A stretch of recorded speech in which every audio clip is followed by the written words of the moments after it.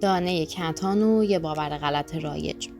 حتما شنیدین که برای تامین امگا 3 دانه کتان معجزه میکنه، اما راستشو بخواین اینطوری هم نیست.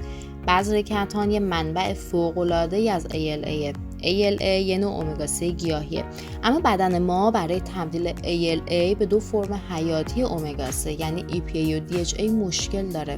حالا چرا تبدیل ALA به EPA و DHA اینقدر سخته؟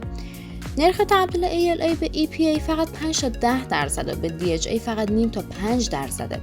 یکی از دلایلش همون رقابتیه که ALA با امگا 6 موجود تو روغنای گیاهی داره که ما هر روز داریم استفاده میکنیم. حالا اصلا EPA و DHA چرا اینقدر مهمه؟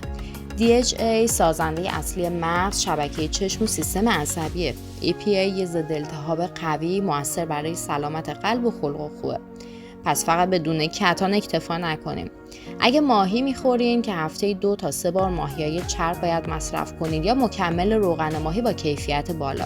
اگه ویژیتریانین مکمل روغن جلبک بهترین انتخابه.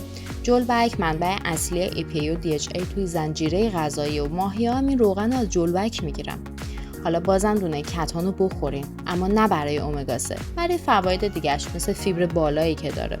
و در نهایت برای سلامت مغز و قلب دنبال منابع مستقیم EPA و DHA باشین، حالا چه از طریق ماهی چه مکمل روغن جلبک.